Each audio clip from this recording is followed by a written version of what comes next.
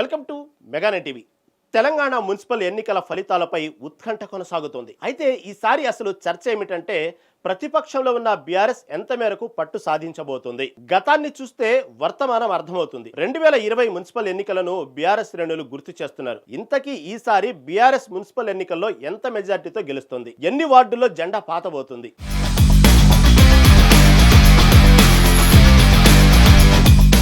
తెలంగాణ రాష్ట్రంలో 2026 మున్సిపల్ ఎన్నికల పోలింగ్ ముగిసింది.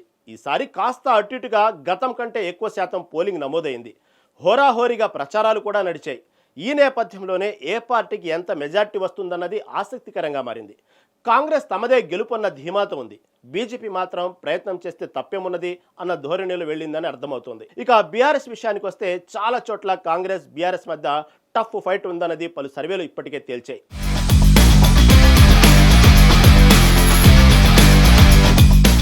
అయితే బీఆర్ఎస్ శ్రేణులు మాత్రం తమ ప్రతిపక్షంలో తమ బలం ఏమాత్రం తగ్గలేదని అంటున్నాయి. మున్సిపల్ ఎన్నికల్లో గతంలో కాంగ్రెస్ ప్రతిపక్షంలో ఉన్నప్పుడు సాధించిన ఫలితాల కంటే ఇప్పుడు బీఆర్ఎస్ ప్రతిపక్షంగా మెరుగైన ఫలితాలు సాధించబోతుందనేది ఆ పార్టీలు చెబుతున్నారు. మున్సిపల్ ఎన్నికల్లో గతంలో కాంగ్రెస్ ప్రతిపక్షంలో ఉన్నప్పుడు సాధించిన ఫలితాల కంటే ఇప్పుడు బీఆర్ఎస్ ప్రతిపక్షంగా మెరుగైన ఫలితాలు సాధించబోతుందని ఆ పార్టీ చెబుతున్నది. ఇందుకు కారణం 2020లో జరిగిన మున్సిపల్ ఎన్నికలే అంటున్నారు. 2020లో రాష్ట్ర వ్యాప్తంగా జరిగిన 120 మున్సిపాలిటీలకు గాను 112 చోట్ల గులాబీ జెండా ఎగిరింది. వార్డుల లెక్క ప్రకారం చూసుకుంటే మొత్తం 2727 వార్డుల్లో దాదాపు 70% స్థానాలు బీఆర్ఎస్ కైవసం చేసుకుంది. నాడు ప్రతిపక్ష కాంగ్రెస్ కేవలం 500 వార్డులకే పరిమితమైతే బీజేపీ 200 కూడా దాటలేకపోయింది.